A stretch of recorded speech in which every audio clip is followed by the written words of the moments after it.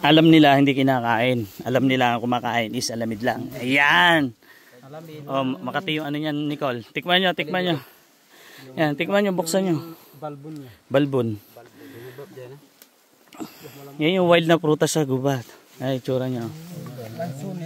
Yan. Ay, ito yung laman. Oo, yan. Lasa niya, lasang buko. Hindi, konti-konti lang yung ano niyan. Ayan. Pagkalasa. Ayan. Sino mga nakakain na yan? Ayun, wala. Ikaw, Tol, nakakain ka na yan? Ah, natikman mo na yan? Natikman ko parang buko. Pero ako ngayon pa lang ito. Ay, ikaw ngayon pa lang.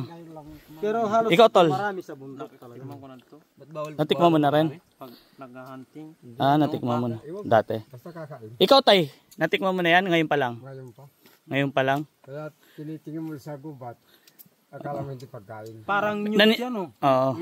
Yung manipis Meron pa, meron. Lasang atis. Pero lasang Sa buko talaga siya malapit. buko. Buko, lasang buko siya. Ayan po yung tinatawag na saging-saging ang baging. Eh, yan po, kadalasan talaga ay pagkain ng mga wild na hayop sa gubat. Pero tayo, kung sakasakali lang naman na maliligaw tayo sa gubat at talagang nagugutom tayo, wala tayong makain, eh pwede natin kainin yan. Pero yung buto niya, yung sa loob, hindi ko pa na-try mailaga. Pero yung laman, nasubukan ko na. Lasang buko, no?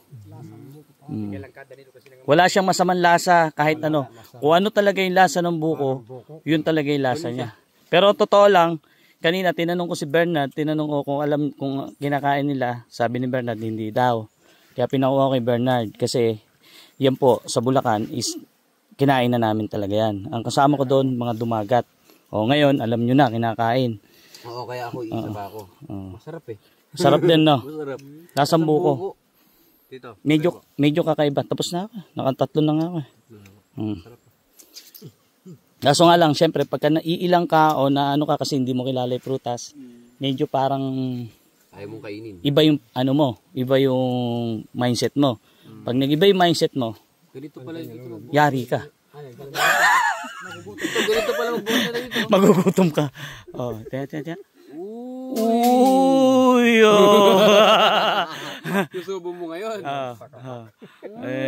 Sarap? Oh. Yan po. Saging gubat.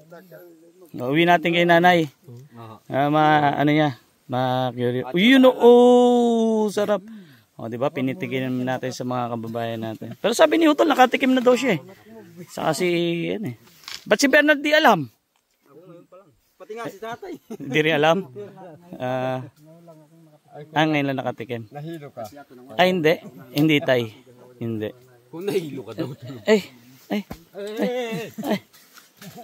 Kain tayo. Gutom na ako. Ayun yung dalaga ulam namin. Tapos nagluto rin kami ng kanin sa buho. Para masarap yung aming kainan. Dito sa bundok. Oh, isang A naman dyan, oh.